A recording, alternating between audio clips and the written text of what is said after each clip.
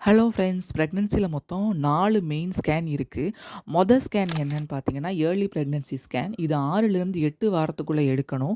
இந்த ஸ்கேன்ல உங்க பேபி யூட்ரஸ்ல தான் ஃபார்ம் ஆயிருக்காங்களா, இல்ல டியூப்ல எங்கேயாவது ஃபார்ம் ஆயிருக்காங்களான்னு பார்ப்பாங்க.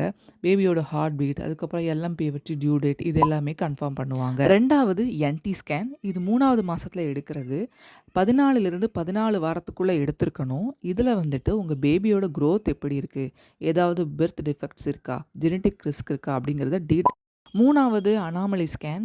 இது வந்து உங்க பேபியோட குரோத் எப்படி இருக்குன்னு பார்க்க வேண்டிய மிக முக்கியமான ஸ்கேன். 18லிருந்து 22 வாரத்துல எடுப்பாங்க. உங்க பேபியோட ஒரு ஆர்கனையும் ரொம்ப டீட்டெயில்டா வாட்ச் பண்ற குரோத் ஸ்கேன் இது. 4வது குரோத் ஸ்கேன். இது 7வது மாசத்துல எடுப்பாங்க. 22லிருந்து 32 வாரத்துக்குள்ள எடுப்பாங்க. இது பேபியோட சைஸு, வெயிட்டு, சுத்தி இருக்க அம்னியாட்டிக் ஃப்ளூயிட் இதையெல்லாம் மானிட்டர் பண்ற குரோத் ஸ்கேன். இது போக அடிஷனல் ஸ்கேன்ஸ் எப்ப தேவைப்படும்னா, நீங்க 8 1/2 மாசத்த தாண்டும்போது, அதாவது டெலிவரி டேட்ட நெருங்குறப்போ, உங்க பேபியோட ஹார்ட் ரேட் எப்படி இருக்கு? வெயிட்டு, பொசிஷன் என்ன?